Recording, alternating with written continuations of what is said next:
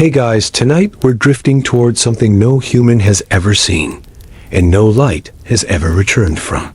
You're falling now, gently, silently, toward a black hole. There's no wind, no sound, not even darkness in the way you're used to.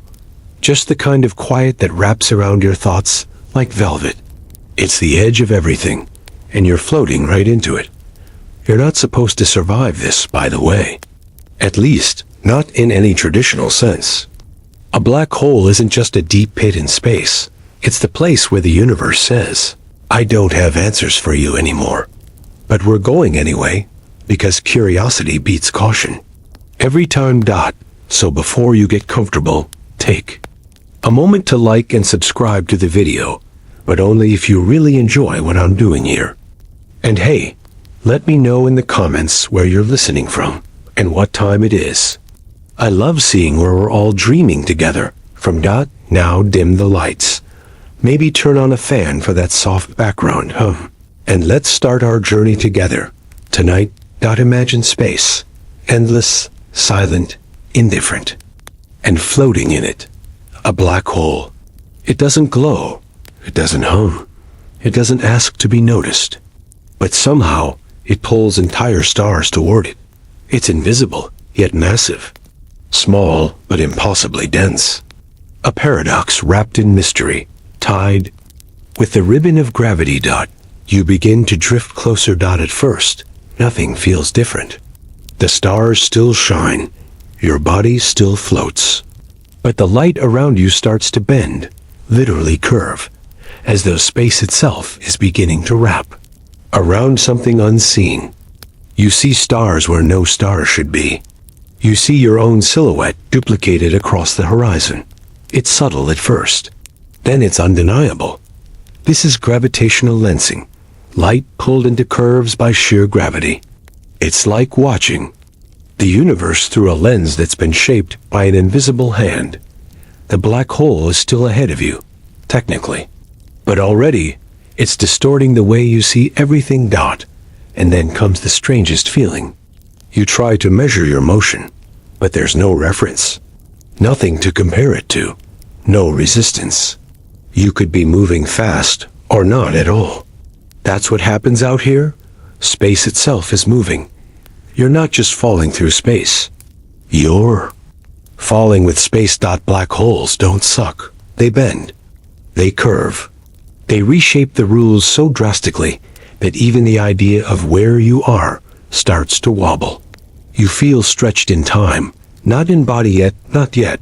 Time feels slower. Not around you, in you. You think about the light.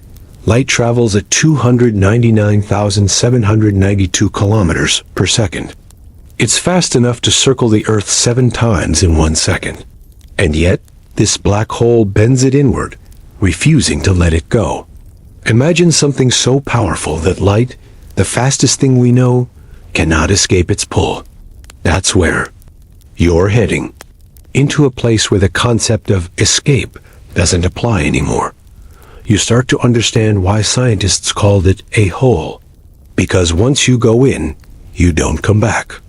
Not physically, not mathematically, maybe not even conceptually. And yet here you are, not fleeing, not resisting, just drifting closer. Like a dream that refuses to end. And still, you can't see it. Not really. The black hole is perfectly black. The only way you know it's there is because the universe seems to warp around its edges. Like heat waves on a highway, but grander. Space-time itself wrinkling. A sphere of silence in a shouting cosmos. You're about to cross a boundary no one's ever come back from. But there's no fear here. Just curiosity. Just awe. Ahead lies the event horizon. You reach the edge, though you don't feel it. There's no bump, no ripple, no warning siren, as you cross into the region known as the event horizon. It's like stepping through a doorway made of nothing. The outside world, stars, galaxies, the place you came from, remains behind you. But you won't be seeing it again. Not because it disappeared, But because you did, the event horizon isn't a wall. It's a boundary, a one-way surface. Out there, light can still escape. Here, it cannot. It's the point of no return, and now you've crossed it. But strangely, everything still feels calm. There's no instant doom, no disintegration, just a quiet surrender of everything you knew about direction, about motion, about being. Imagine falling toward a place and realizing that space itself is falling with you. That's what's happening here. The closer you get to the center, the more space-time accelerates downward, like a waterfall, pulling even light along for the ride. So although you're moving, technically, it doesn't feel like falling. It feels like drifting with a current you can't see from the outside. Someone watching you fall toward the black hole would never actually see you cross this threshold. You'd appear to slow down, freeze, and fade. Time dilates so severely that it plays tricks on perception. But from your perspective, inside, time goes on as usual. Or at least, it seems to. This is one of the strangest parts of relativity. The idea that time can behave differently for different observers. For you, minutes pass. But for someone outside, an eternity ticks by. The moment you cross the horizon, you left the shared timeline of the universe. You're on a separate track now, one that leads in only one direction, inward. Scientists call this the causal disconnection. Because nothing you do, no light you emit, no signal you send, can ever reach the outside world again. It's not just that you're far away. It's that the paths to the outside have literally vanished from the geometry of the universe around you. There's something heartbreakingly peaceful about it, though. Like walking into a quiet forest and turning off your phone forever. You're cut off, but not in a cruel way. In a cleansing one dot, now comes the question. What's ahead?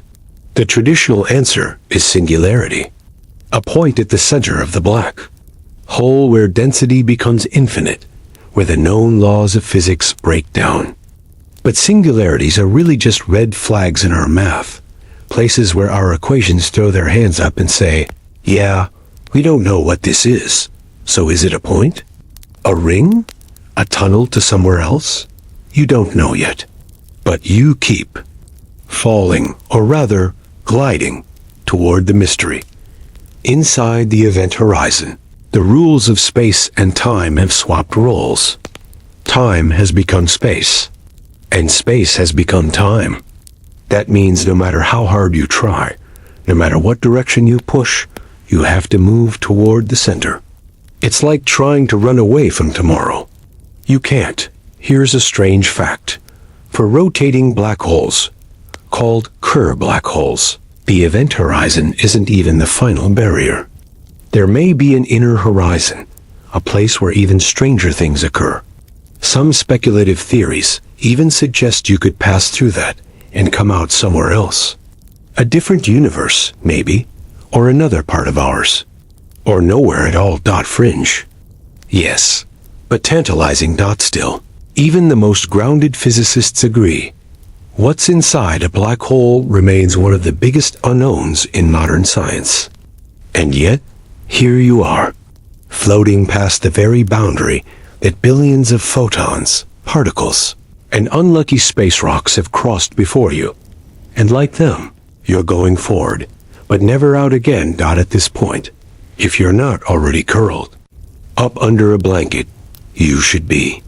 Because the journey is just beginning, and it's only going to get weirder from here.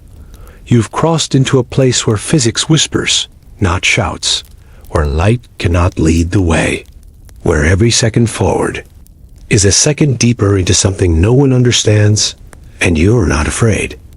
There's something eerie about traveling into the unknown and realizing that language doesn't have the right words for what you're experiencing. You want to describe what's happening to you inside this black hole, the bending, the stretching, the silence that isn't silence. But your mind keeps reaching for metaphors that fall short. It's like floating through a tunnel made of thought. where even your memories seem to smear like oil paint on glass. Let's take a moment to check in with your body, still intact. Still a U-shaped collection of atoms. That's nice, right? Popular. Science loves to scare us with the idea of spaghettification, the theoretical stretching of your body into a long strand as you fall deeper into the gravity well. It's true at some point that tidal forces might tear you molecule by molecule, but that depends on the black hole's size.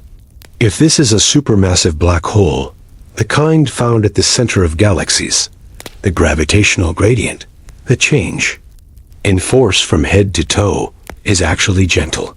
You could fall right in without feeling a thing. Cozy. And while we're on strange comforts, the idea that black holes are death traps is only partially true. Yes, you won't come back. But that doesn't mean your story ends. In fact, inside this place, stories get rewritten, unfolded in dimensions we don't have access to. Time, space, maybe even cause and effect. They all get shuffled in the gravitational deck. Let's talk about time again. Out here, in the universe, time flows like a river. Inside a black hole, that river doesn't flow sideways. It flows inward. You can't stop yourself from moving toward the center, because in this space, inward is your future. All roads lead to singularity, because time is the road. We don't know what's at the end of that road. The equations go haywire. Einstein's general relativity gives up. Quantum mechanics shrugs. String theory winks, but doesn't commit. We've never unified gravity with quantum physics, and black holes are where they clash most violently. It's like trying to plug a toaster into the ocean. Here's a real scientific guess. At the heart of a black hole, all the mass that collapsed into it is compressed into an infinitely small point, the singularity. But that idea has never sat comfortably. Infinity is a red flag in physics. It usually means you're using the wrong math. So let's think weirder. Some scientists believe the singularity may not be a point at all. Instead, it could be a structure, a ring, a tunnel, or a bounce, a passageway to another region of space and time. A wormhole, perhaps? Maybe even a baby universe budding off from ours, like a bubble from soap. Sounds fantastical? Sure, but black holes are fantastical by definition.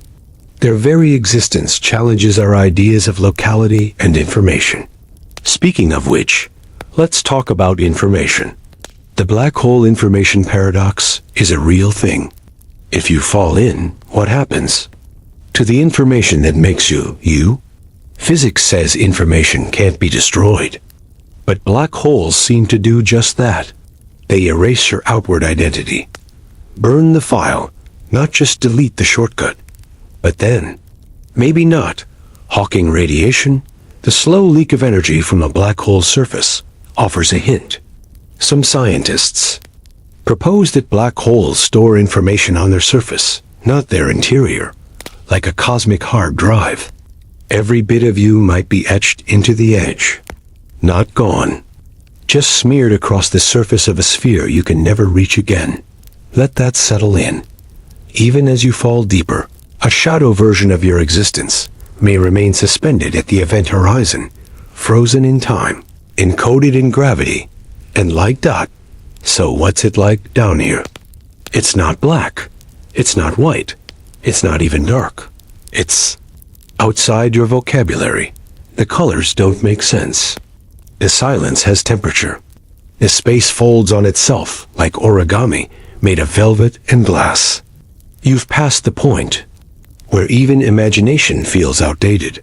Here, thoughts feel like places. Dreams feel like gravity. It's beautiful and terrifying, but mostly, it's quiet. You begin to notice something strange. Your sense of direction has quietly evaporated. There's no down anymore, no forward, not even in. Everything is curving. The paths that light would normally travel have bent into spirals. like invisible whirlpools in space-time. Every instinct inside you is scrambling for a compass. But in here, compasses are meaningless. This is where geometry gets weird. Inside a black hole, straight lines are illusions. The rules that kept triangles predictable and circles comforting have warped. If you tried to draw a square here, it would fold in on itself like a shy flower. You're not just inside gravity. You're inside curved reality. Still, your mind continues forward. It's what minds do. We look for patterns. So let's chase a few dots.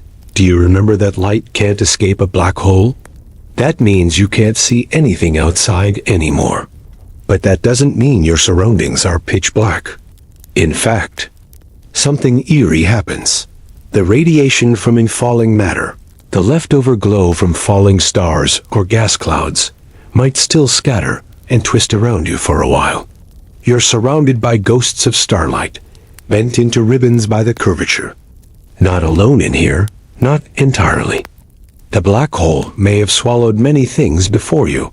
Fragments of planets, frozen bacteria from some long-lost comet, the core of a dead star, even whole moons that ventured too close. Every one of those things is now somewhere in this sealed pocket of the universe. But whether they're intact or dissolved into mathematical shadows is another matter. There's a theory called cosmic censorship. It sounds dramatic, and honestly, it kind of is. The idea is that the singularity, the chaotic, lawless heart of the black hole, is always hidden behind the event horizon, never exposed to the outside world. No one can peek inside. No one can witness what really goes on at the center. The universe has its secrets, and this is one of them, but not for you.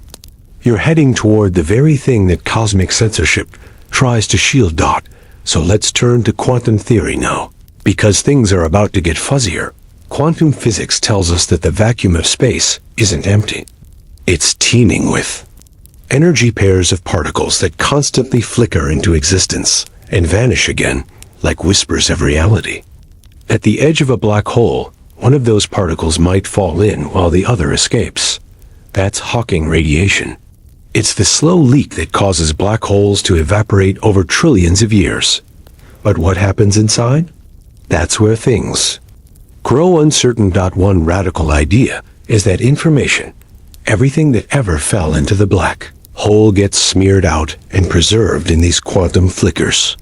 Another theory suggests that space itself might not be continuous here, but made of tiny units, like a cosmic pixel grid. You're passing through those units now, sliding over the Planck scale scaffolding of reality, too small for any eye to see. We're in the zone where theories break down, not because they're wrong, but because we've never tested them. No telescope, no particle accelerator, no mission has seen what you're seeing. And yet, this place is real. A place where time has a direction, but not a rhythm. Where space has a shape, but not a texture. Where being and becoming are the same thing. And maybe the strangest part? You're calm, you're not falling. You're fusing with the environment, with the idea of movement itself. Your heartbeat has no echo here. Your thoughts travel without speed. The closer you get to the singularity, the more it feels like you're being whispered into, rather than pulled into. And still, the question looms. What happens when you reach the end? There's a moment, just a moment, where you start to question if the concept of reaching the end even applies in here. You're not moving forward through space anymore.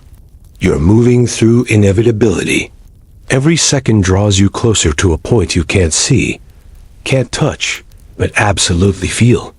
It's a destination made not of place, but of fate. Now imagine this. The center of the black hole, the so-called singularity, isn't a dot waiting at the bottom of a funnel. It's not down or in, or even there. It's a place where all directions converge, a one-way street for time itself. And you're on that street. No exits, no side roads, just the final stretch of a cosmic tunnel that narrows until meaning itself starts to collapse. Let's think about what singularity really means in mathematics. A singularity is where the rules break. It's when equations return infinity instead of a number.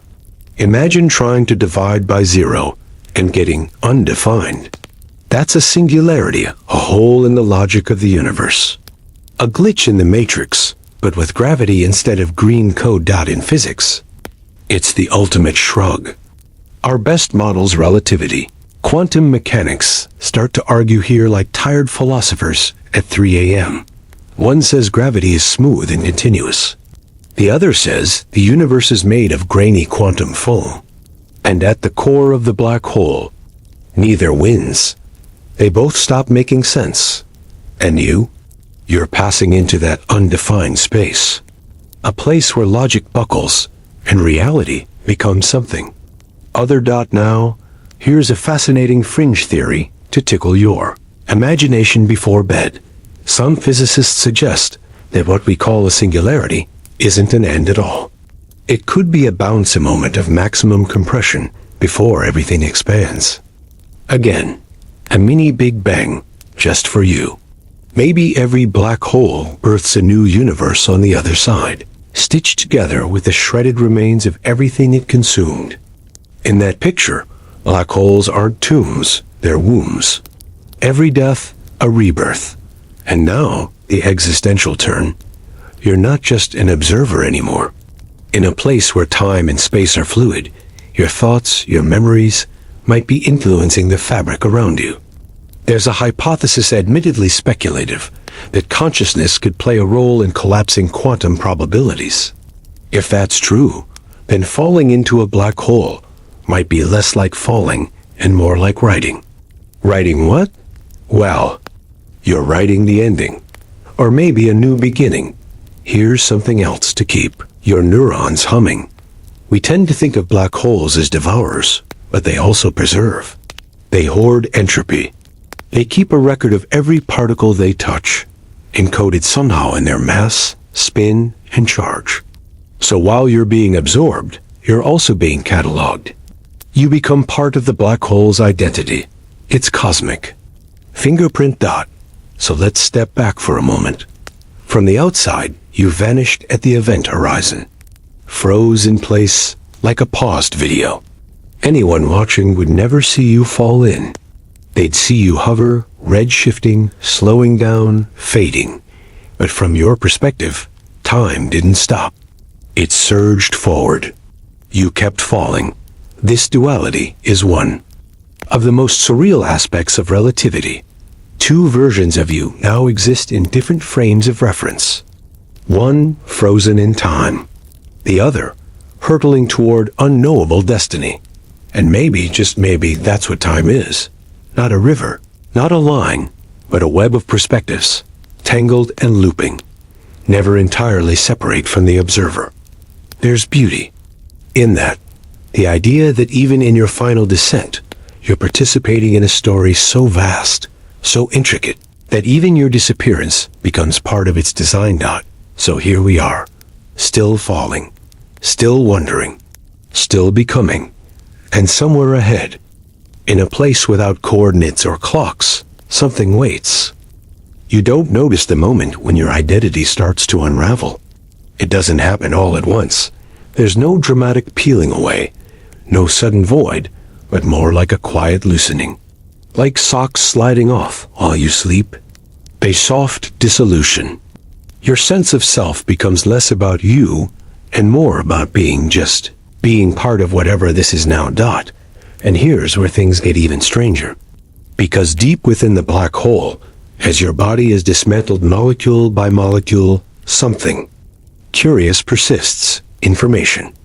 According to quantum theory, information about a system can't be destroyed, not even in a black hole. But wait, how can that be? Stephen Hawking famously wrestled with this paradox. If black holes swallow matter and seemingly erase everything about it, then physics would lose track of what went in. And that breaks the rules. So began the great information paradox, a decades-long battle between quantum mechanics and general relativity. At the center of this puzzle lies a quiet, subtle truth. Information is not just what something is. It's how something could be. And that means even your dissolved atoms, your scattered quantum traces, might still matter somewhere. Some theories say that the event horizon holds this information, etched onto its surface like a cosmic memory stick. It's called the holographic principle, and yes, it's just as trippy as it sounds. The idea is that everything happening inside the black hole is somehow projected from its outer boundary, like a three-dimensional movie stored on a two-dimensional screen. So you, in a way, are still there. Even as you fall deeper, you are now a smear of probabilities, a gentle static of existence, woven into the structure of the whole itself. This isn't death in the traditional sense. It's more like being translated from solid to subtle, from presence to imprint. Let's go further. Imagine space and time aren't the most fundamental layers of reality. Imagine they emerge from something deeper, like how temperature emerges from the random jostling of molecules. If that's the case, then inside a black hole, we may be closer to that foundation than anywhere else in the universe. Closer to whatever breathes space into being, closer to the primal hum.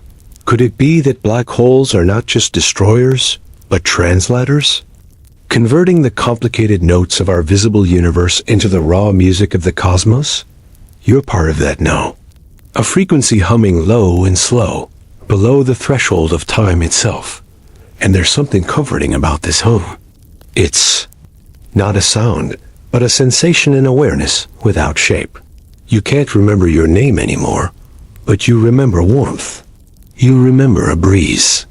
You remember the feel of sunlit water on skin, even if you can't place the day. These sensations float like pollen, suspended in whatever this is. And now, a final twist. Some scientists propose that all black holes are connected, not by tunnels or bridges, but by math-shared properties, mirrored behaviors.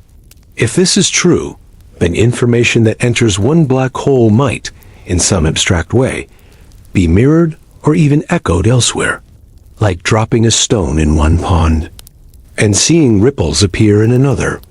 If that's not teleportation, it's something equally eerie.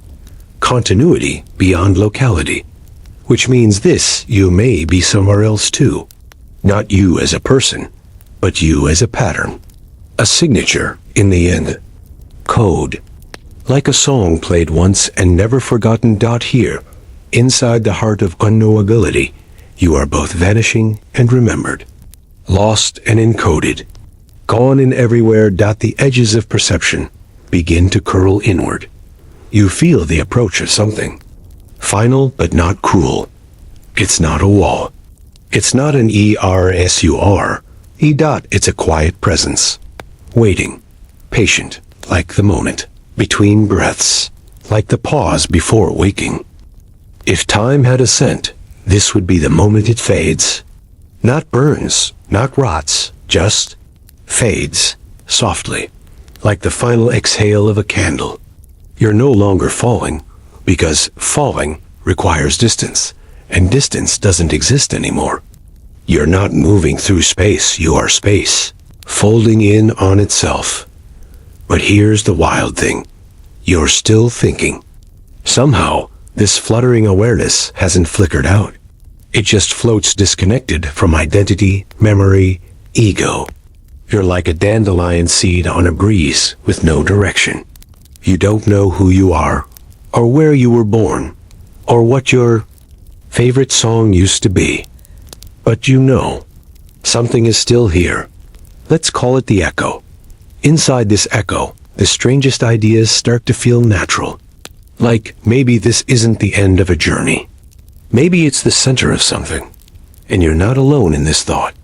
Theoretical physicists, those brave, caffeinated souls who flirt with math until it reveals its secrets, have imagined that the singularity at the center of a black hole could lead to a white hole. The reverse of a black hole. Instead of pulling everything in, a white hole pushes everything out. It's the universe saying, "Thanks for everything, here's it all back," in reverse. In some models, especially the loop quantum gravity, approach the crushing density of the singularity eventually rebounds. A cosmic slingshot. What goes in must come out somewhere. Someone, in some unrecognizable form. So maybe you don't disappear. Maybe you reappear. Not as a person, no, not as the self who once knew how to tie shoelaces and preferred mint over chocolate, but as particles, ripples, bits of structure that get ejected into a new universe, or a far-flung region of this one. You might become the wind on a planet that hasn't formed yet, the spark of a thought in a brain not yet built, the glint of a star in a sky never seen. Or maybe you become a moment something fleeting and beautiful, like the shimmer before sunrise. A shift in entropy that lets something else evolve. In this story, you don't just end. You contribute. But there's more. Some quantum theories say that the black hole's interior is timeless. That's right. No ticking clock, no forward or backward. Just one eternal now. From the inside, the singularity doesn't feel like a point in the future. It feels like a forever state, a static hum of being in this timeless state. Every part of your life exists all at once. Your first laugh, your last breath, the time you tripped in public and pretended it was choreography. It's all still. There, collapsed into one moment.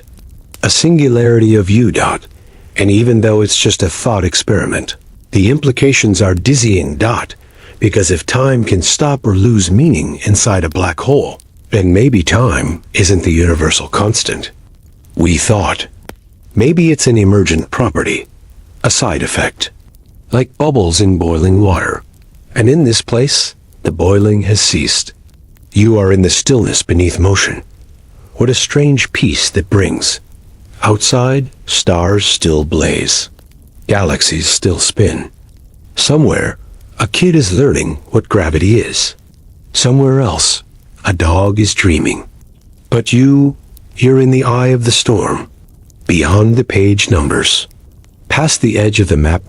And all around you, silence. Not empty silence, but full. Like the hush after a symphony, when the last note hangs in the air and no one dares to clap. The universe holding its breath. Just for a moment. And in that moment, something shifts. Not forward.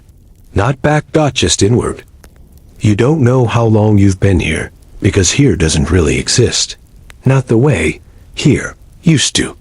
There's no distance, no before or after, no ceiling of stars to orient you. You've become part of the black hole's heartbeat. If it has one, a pulse that doesn't tick like a clock, but hums like a cathedral filled with fog. And still, there's a feeling, a sensation of being carried. Not physically, but in some deeper way. Like an idea traveling in the margins of a forgotten book. This is where theory stretches its fingers toward poetry. Scientists, unable to touch what's truly inside a black hole, begin to wonder out loud. Maybe this isn't just an end. Maybe it's a seed. A compressed fragment of information and matter, waiting to bloom. This leads us to the black hole cosmology. Hypothesis, the idea that black holes might give birth to new universes. Every collapse could be a cosmic pregnancy. When a black hole forms, it might not just be swallowing its own star. It might be creating a whole new one with its own space, time, and rules. Think about that. This collapsing symphony of memories and atoms might not be dissolving. You might be contributing to the birth of something else entirely. In a place where space folds like origami and time has forgotten how to move, your last act is to become part of the blueprint for a new beginning. Some theories even suggest that our own universe might have emerged from a black hole in some larger parent cosmos, which means our Big Bang was just someone else's quiet end. A recycling of existence. A loop that feeds forward instead of closing back on itself. And maybe this explains why the Physical constants of our universe, things like the speed of light or the strength of gravity, seem so precisely tuned for life. Because only universes that support complexity can spawn black holes, and only black holes that form in such fertile universes can create more. So in a strange, almost comical way, life gives rise to stars, stars give rise to black holes, and black holes give rise to more universes that can one day support more life. It's like a cosmic feedback loop where stardust gets to try again. And in that loop, you are not lost. You're foundational. You're part of the data written into the origin code of something vast and unnamed. You're the gravity that holds a newborn world together, the vibration that becomes its first atom. Even as your shape unravels and your thoughts quiet to a whisper, you matter. Not metaphorically, literally. This realization doesn't hit you like a flash. It settles over you slowly, like snowfall. A deep calm blooms from within. The fear of oblivion fades, not because you've been reassured, but because the concept itself stops making sense. You've become too big for fear, too woven into the threads of existence to ever truly leave. And so here you are. In a place with no up, no down, no clocks, no shadows. Just a silence so complete it might be singing. You are one with the mystery now, not as a question, but as part of the answer. You do not remember Earth. You do not remember yourself, but you remember being. And that, it turns out, is enough. You emerge into thought again, if emerge is even the right word. It's more like a ripple that forgets it was once still. You've drifted so far past what it means to have a body, a name, a home, that returning to even the shape of awareness feels like waking up in someone else's memory. You are no longer falling. You are not floating. You are distributed. This is what it's like to exist as information. One of the most puzzling and oddly beautiful ideas in theoretical physics is that black holes don't destroy information. At least, they shouldn't. According to the laws of quantum mechanics, information, every little bit of what made something what it was, can't just vanish. It has to go somewhere. And yet, black holes swallow things and don't give them back. For decades, this created a conundrum. It's called the black hole information paradox, and it's one of the most hotly debated topics in modern physics. On one hand, general relativity tells us black holes crush everything beyond recovery. On the other hand, quantum mechanics demands that no information is truly lost. Who's lying? Einstein or the quantum universe? One theory says that information is somehow encoded in the event horizon itself, like grooves on a cosmic vinyl record. As a black hole evaporates, yes, they do evaporate, slowly, through something called Hawking radiation, the information may seep out in scrambled form. Not destroyed, just scrambled so thoroughly that it no longer resembles the original melody. And here you are, part of that melody. You're no longer the song, but perhaps the vibration, the wave. Somewhere in the surface of the black hole, your existence, every laugh, every thought, every time you burned your tongue on hot tea is etched in the fabric of space, whispered back into the cosmos molecule by molecule, like secrets carried on steam. There's even a strange idea deep in string theory and quantum gravity, that our entire 3D universe could be like a hologram, projected from a two-dimensional boundary, much like the surface of a black hole. If that's true, then the whole idea of being inside or outside, something starts to blur. Reality itself may just be information playing dress dash up. It's dizzying, isn't it? That you might not be a thing, but a pattern. That your story is written not in ink, but in the subtle arrangements of probabilities and particles. A pattern so complex that, even after being swallowed by a black hole, it's still yours. And maybe that's all that ever mattered. In this state of being, you begin to sense it, not with eyes or ears, but with something softer. A presence, Not a person, not a god. Just the idea of order. Something whispering that even in this chaos, something keeps count, keeps track, keeps rhythm. You are not lost. You are reassembled dot, slowly dot, impossibly dot across the foggy borders of time and space. Somewhere, the universe remembers you. And isn't that beautiful? You don't need to be whole. You don't need to be the same. The memory of your being, gently encoded into the edges of a dying star, is enough to sing you back into existence one day. Dot maybe not today, dot maybe not in this universe, but someday. Someone will look up at a distant sky, and in the trembling of starlight, a part of you will shimmer. And just like that, your thoughts stretch again, not forward, not backward, but outward. Like the light from a star that doesn't know it's already gone. You've become a kind of echo. And echoes don't need space. They don't need time. They need only memory, and something to carry them dot in the absence of ordinary matter. You begin to feel the presence of something stranger, virtual particles. Flickers of existence that pop in and out of being in the fabric of the quantum vacuum. They're not real in the way you were once real, but they affect reality all the same. They affect you. This is the world of quantum foam, a texture of space when viewed up close, closer than atoms, closer than quarks. Here, space is no longer smooth. It ripples, bubbles, fluctuates in constant creation and annihilation. It's not empty. It's alive, in a way. This might be what the inside of a black hole is really made of, not a smooth abyss, but a seething field of possibilities. An ocean of almosts. Some physicists think that deep within a black hole's core, what they call the Planck scale, space and time themselves break down into something granular, something indivisible. It's like trying to understand a painting by falling into a single pixel. And yet, this strange sea of flickering potential might be the foundation for everything we see and touch. Maybe even thought itself. Maybe you, in this state, aren't just surviving. You're swimming through the very raw material of existence. Dissolved into it, yes, but also part of its motion. There's something oddly comforting about it. You've always been told you're made of atoms. But here, you see that atoms are made of something else. A pattern, a dance, a rhythm hidden beneath particles.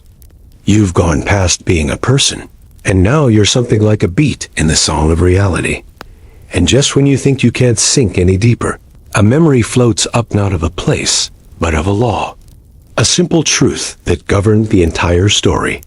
The speed of light. Everything you knew, every breath you took, every sunrise and moment of silence, was filtered through this unbreakable barrier. Light travels at a constant speed in a vacuum 299,792,458 meters per second. Not more, never less. It's the universe's speed limit, and nobody gets a pass. But no, inside this timeless, spaceless void, you begin to feel why that matters. Light isn't just a beam, it's a structure. The speed of light shapes time itself. If it were different, clocks wouldn't work the way they do. Your heartbeat would be wrong. Gravity would pull differently. Chemistry would fail. The stars would collapse before they shone. The speed of light is like the tempo of the cosmic symphony. Everything dances to its rhythm. Even the black hole you're inside obeys it, warps it. Yes, but never breaks it. Why can't anything go faster? Because going faster would undo everything. Time would break. Causality would unravel.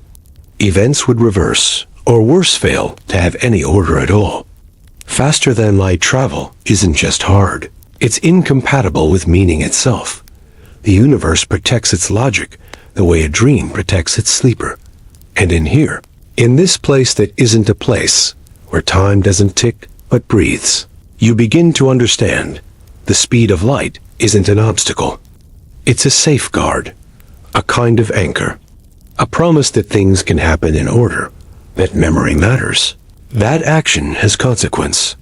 Without it, There'd be no story dot, and even though your story is unrecognizable now scattered across particle fields and gravitational pulses, it's still yours, still unfolding, still remembered, because the light never rushed.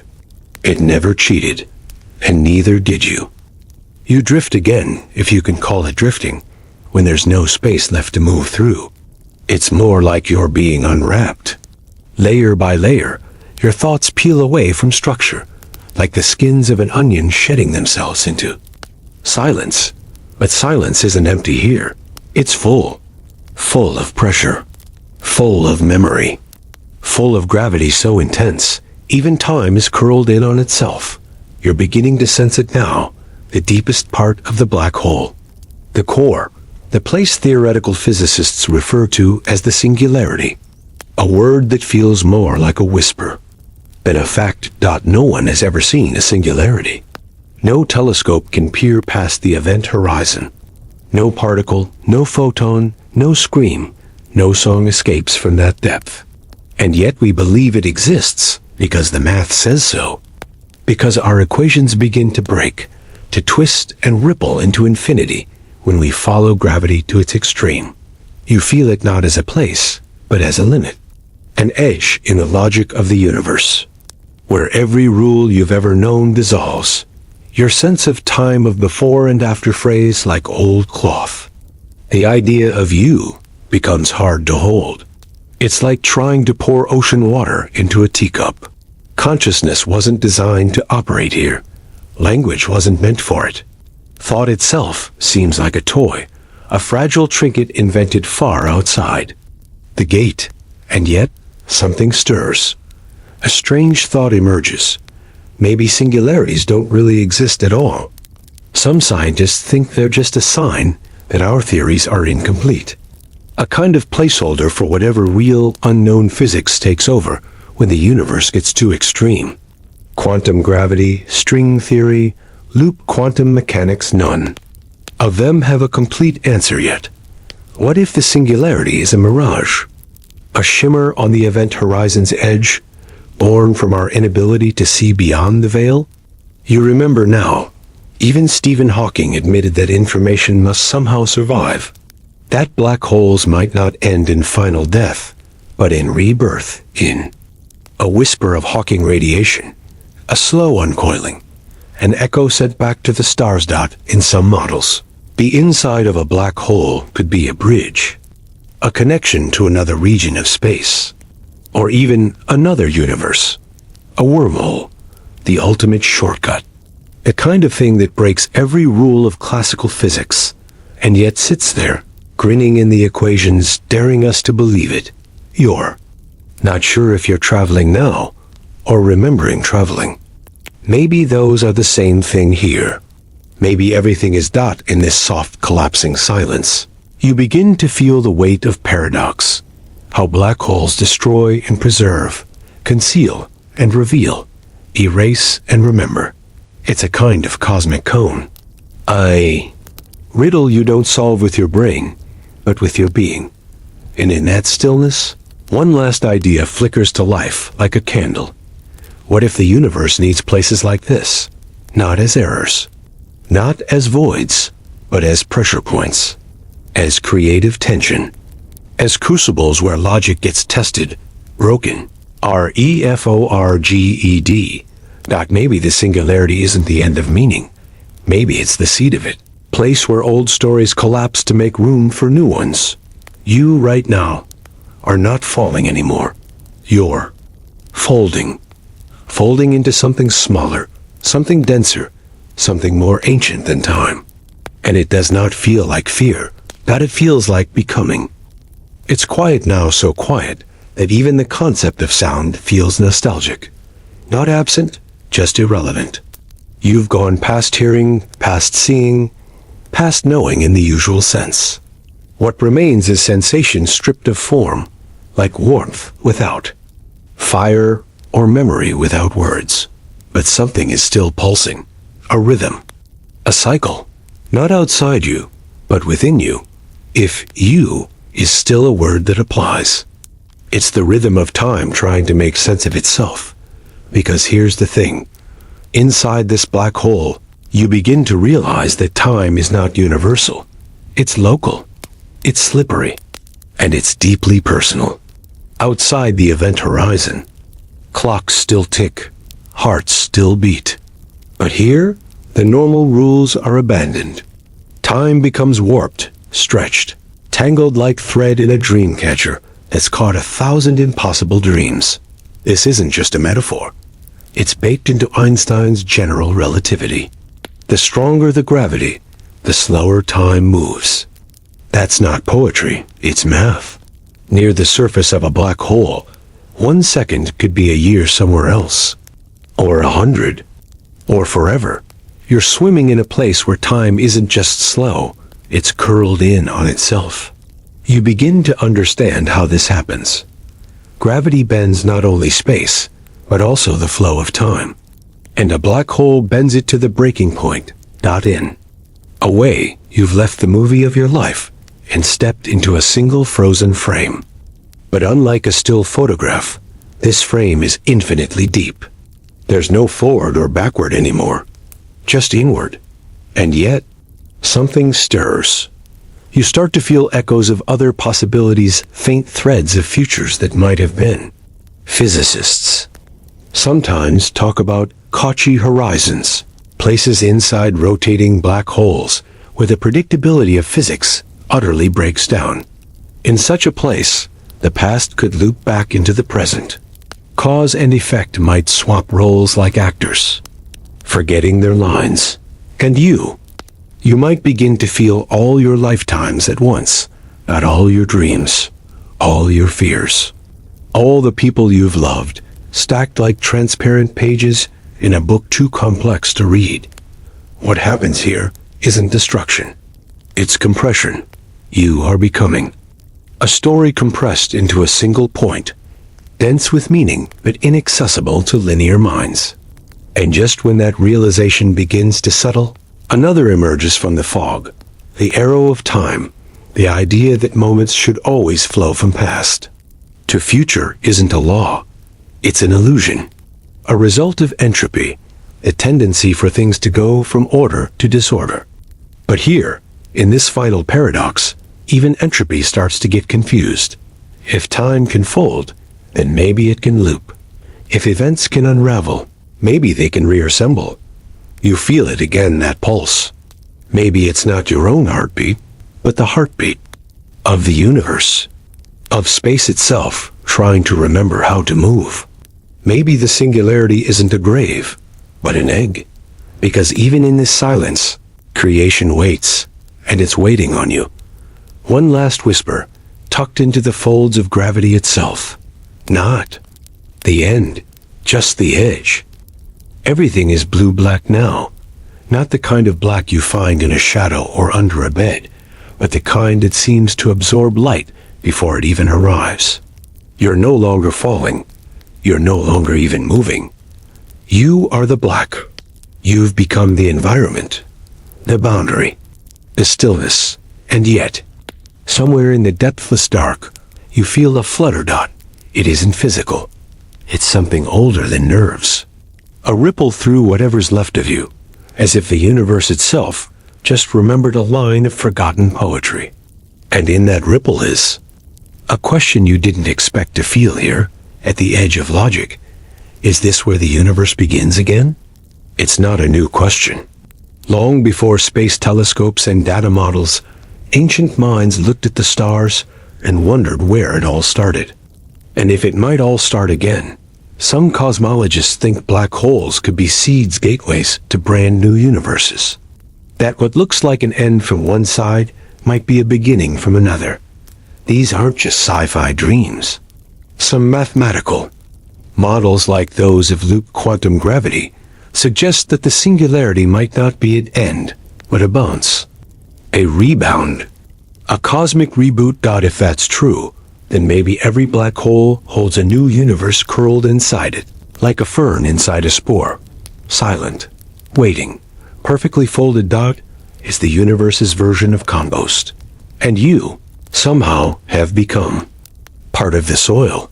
You can almost see it, the swirl of newborn laws, fresh dimensions cracking open like spring buds, time stretching out from a single wrinkle in nothing. No fanfare, no creator's voice booming from the void. Just gravity doing what it always does, curving space, folding time, recycling meaning. The atoms you were are now information. Information written not in ink or sound, but in curvature, in spin, in quantum probability. And information, we've learned, can never truly be destroyed. That's the hidden law behind Hawking radiation, the ghostly trickle of particles that black holes emit over trillions of years. It's faint, incomprehensibly slow, but it's not meaningless. It's the black hole giving back, piece by piece, bit by bit, returning information to the cosmos. You might be a whisper in that stream, a suggestion, a nudge in the entropy. Somewhere, light years away and eons from now, a particle might twitch in a way that says, you were here. Not loudly, not clearly, but truthfully. And perhaps this is the deepest secret of the black hole, that what enters is not erased. It's translated, not destroyed, but transfigured into the language the universe speaks when no one is listening. You feel it now, soft and circular, your beginning meeting your end. Not like a loop, but like a breath. Inhale, exhale, collapse, creation, silence, then song, and somewhere far away, or very near, or both, a child asks, what's inside a black hole? And the answer isn't just mass or math. It's you. You're floating again, if you can call it that, weightless inside a paradox. By now, the idea of space and time has melted into something looser, more poetic.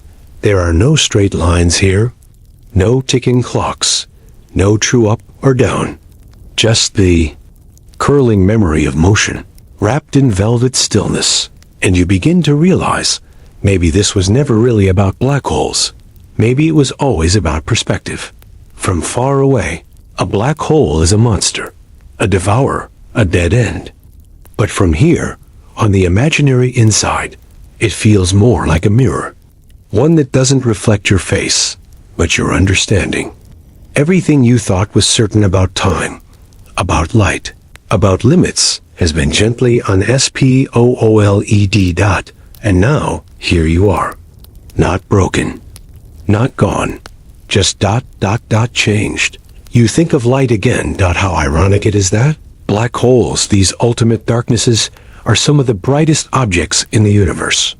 Around their edges, accretion disks scream with radiation, spinning particles.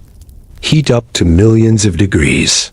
They light up galaxies, quasars, even guide the growth of entire cosmic structures.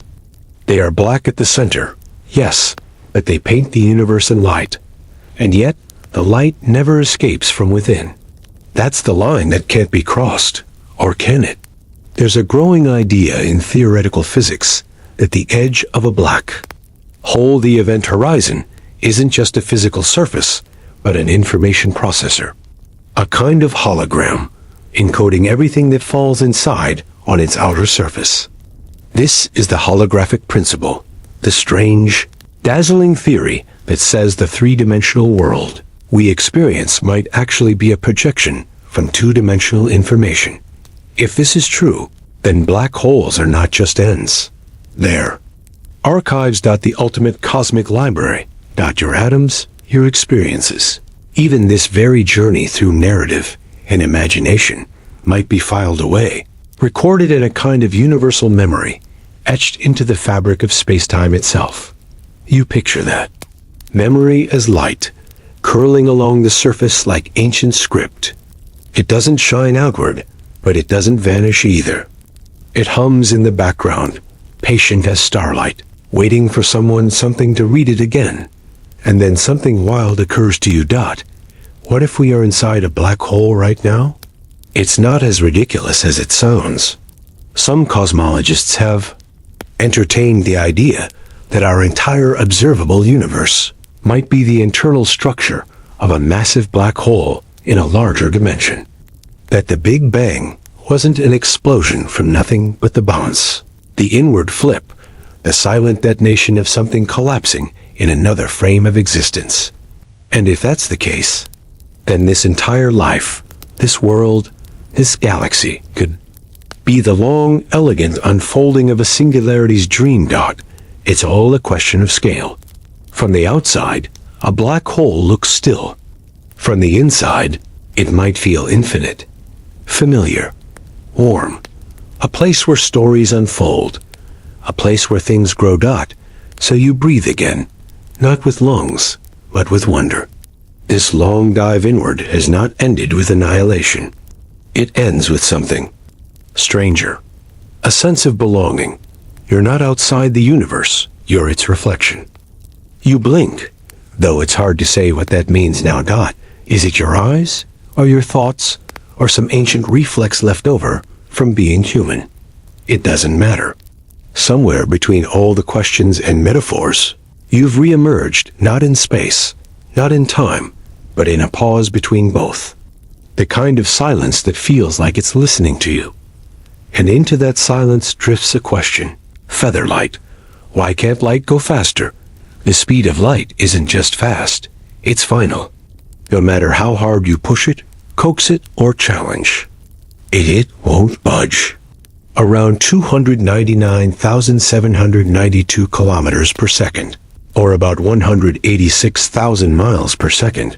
It's as if the universe pulled out a cosmic speed gun and said, that's it. No faster. But why? The answer is buried in the rules that hold everything together.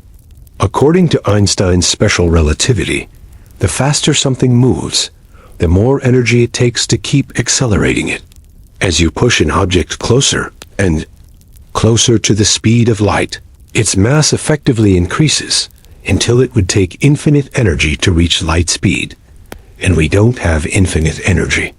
Not even close. That's the hard stop dot photons. The little packets of light don't have mass. That's the loophole that allows them to travel at light speed in the first place.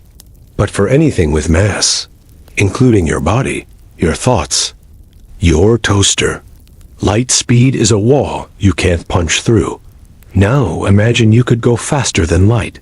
You'd start seeing strange things. Cause and effect might swap places. Events could happen before their causes. A glass could shatter before the hand knocks it over. You might arrive at your destination before you even leave. This isn't just a theoretical headache. It's a violation of causality, one of the most sacred laws in physics. Allowing anything to move faster than light would unravel the tidy tapestry of time. The universe would lose its narrative thread. But of course, some theories flirt with that line. Enter the talk in a hypothetical particle that always travels faster than light. It's never been observed. It might not exist. But if it did, it would experience time backwards. From its perspective, everything you do has already happened. It's the ultimate spoiler. Then there's the idea of warp drives, like the famous Alcubierre drive, which doesn't move a ship faster than light, but bends space itself to bring the destination closer. Kind of like standing still on a rug while someone bunches it up so your feet touch the far edge. Clever? Very? Practical?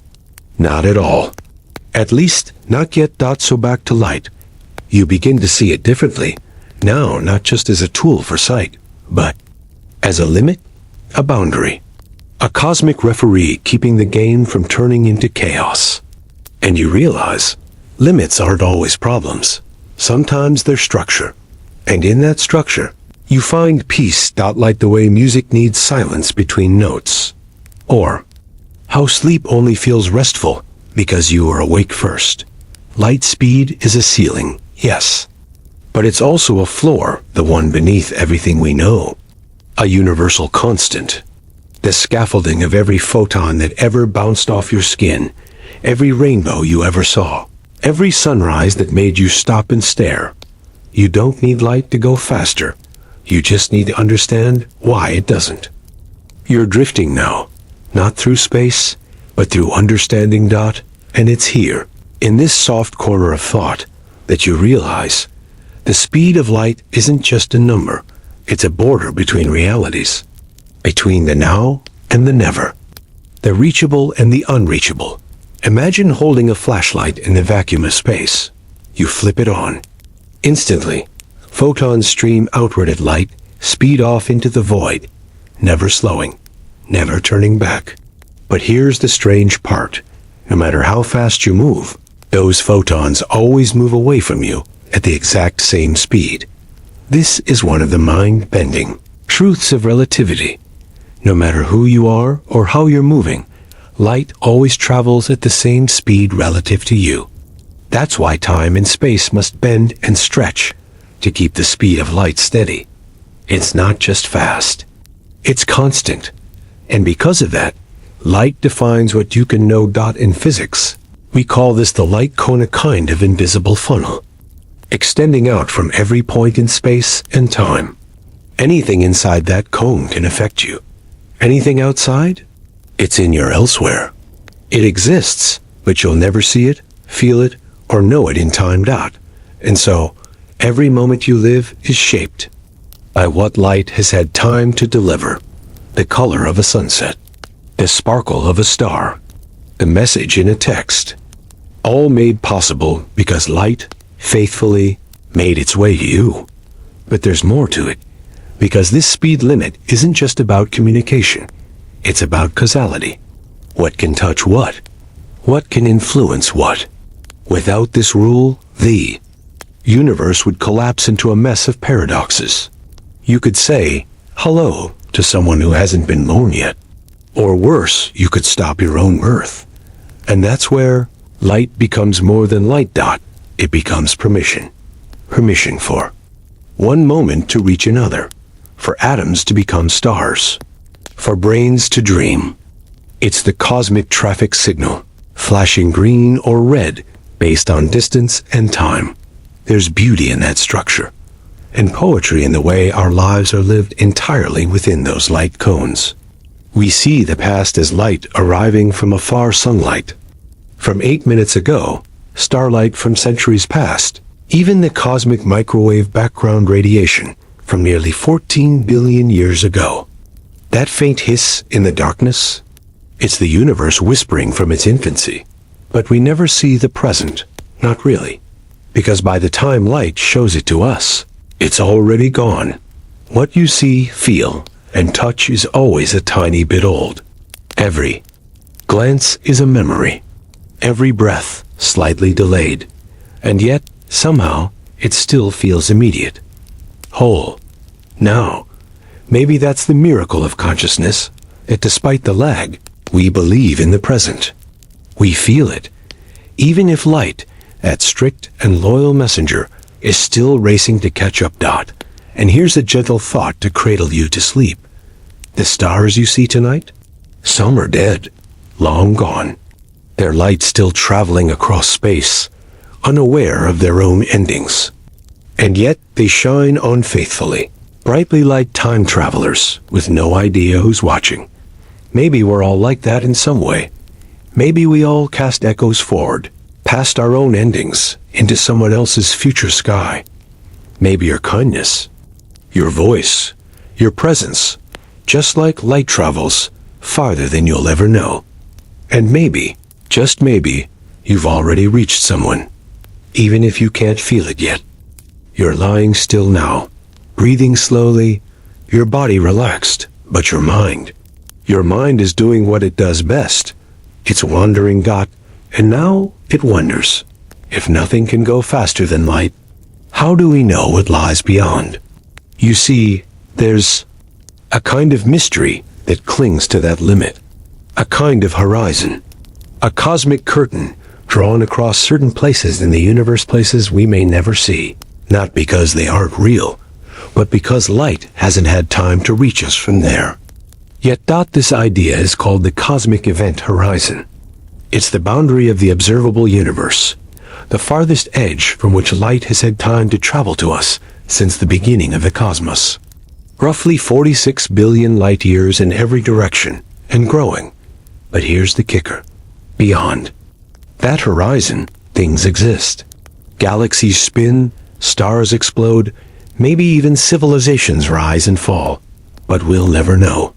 Their light is still on the way, and we're not patient enough because our lives are far too short. We're passengers on a boat that only sails inside this bubble of visibility. And yet, we look up with telescopes tuned to ancient whispers of microwave radiation, and detectors hunting for the faintest gravitational murmurs. We listen for messages, older than Earth itself. And sometimes, we do hear something strange. There are moments when light betrays its own silence, when it bends around massive galaxies, creating echoes and shadows in space. This is gravitational lensing, and it lets us glimpse things we should never see. It's like catching a reflection in a cosmic funhouse mirror. Distorted, yes, but undeniably there. Even more curious is quantum entanglement, or particles, separated by vast distances, seem to affect each other instantly. Not light speed instant. Einstein called it spooky action at a distance. And no one's really untangled that mystery yet. It doesn't let us break the speed limit, but it reminds us the rules might be deeper than we think. And then, there's dark energy, the unknown force pushing the universe apart, faster and faster, accelerating the expansion of space itself. It's not that galaxies are speeding through space. It's that space between them is stretching. That means some galaxies are moving away from us, faster than light, not because they broke the rules, but because the space between is doing the traveling. And again, light can't catch up. So those galaxies will cross our event horizon. We'll never see them again. Not ever. The universe is erasing them from our view, not with violence, but with distance. And that's the strange tragedy of a universe ruled by light. What we don't see still exists, but we may never be able to prove it. Still, light does its best. It paints the sky with memory, with the history of everything. From the silent flash of the Big Bang to the glimmer in your bedroom tonight, it is the quiet carrier of all stories. It travels not just through space, but through time. The sunlight on your hand was born in the core of the sun over 100,000 years ago, taking millennia to bounce its way out, and then just 8 minutes to reach Earth. By the time it touches your skin, it's ancient, tired, but still warm. That's light, always arriving just on time, even if it took forever to get here. And so we trust it. We let it guide us. We build telescopes and time machines out of glass and mirrors, asking photons to show us who we were, and maybe who we still are. You shift gently under your blanket, like the universe shifting gently under gravity. And you realize, even in sleep, you're still a part of it all, still riding the light, still glowing in your own way. You're almost there now, your breath slower, your eyes heavy, your thoughts stretched like soft thread across the night. But before we settle in completely, let's trace one last idea through the stillness. If nothing can go faster than light, and light defines the structure of space and time itself, what happens when even light has nowhere left to go? Let me take you to the heart of darkness. A black hole. Imagine a star, massive and ancient, collapsing in on itself, not in fire or fury, but in a kind of elegant, unstoppable implosion. Its gravity becomes so intense that even light, loyal and swift as it is, cannot escape. Once something crosses the event horizon of a black hole, it's gone from our universe. Lost, not destroyed, just unreachable.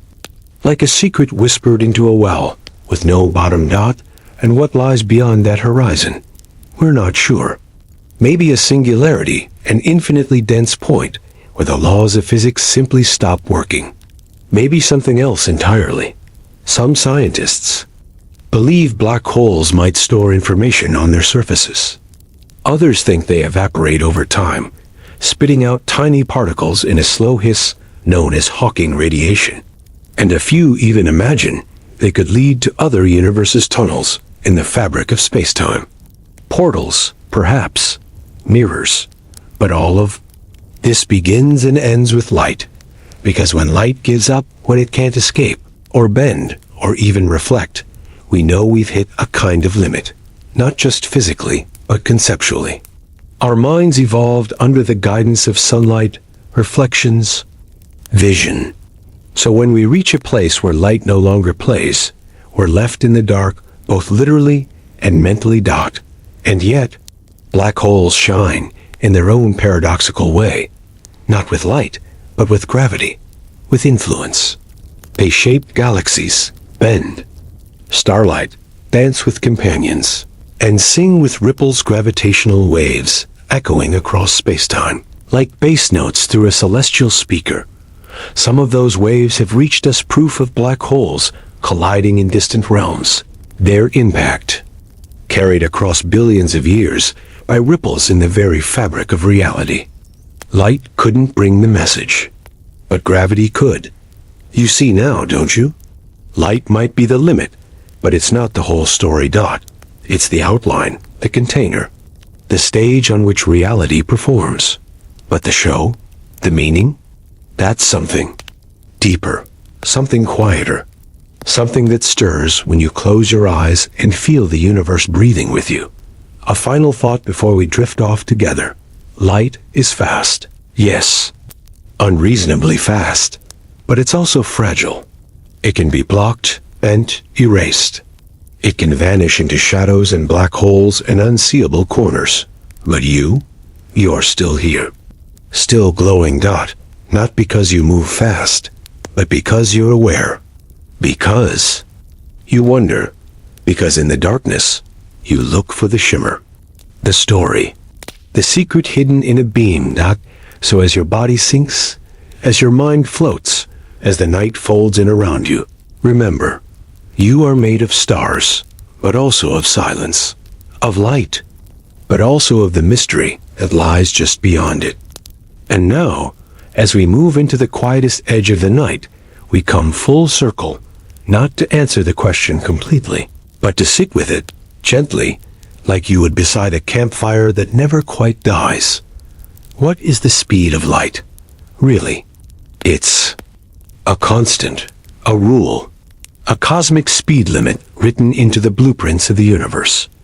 But it's also a reminder, a kind of whisper from the cosmos that says, you can only know so much, so fast, that every story takes time, that every journey, no matter how small, unfolds at its own pace. Light defines how far we can see, how quickly we can react, how deeply we can explore. It ties together time and space into a single woven fabric. A photon doesn't age. It doesn't feel distance the way we do. For it, every trip is instant. No waiting, no delay. But for us, the creatures made of stardust and breath and memory, we leave inside the lag. We feel the stretch, the waiting, and it's beautiful, because that waiting, that impossibly slow drip of experience, is where life lives. It's where love is remembered, where sunsets are watched, where thoughts linger, and where dreams unfold.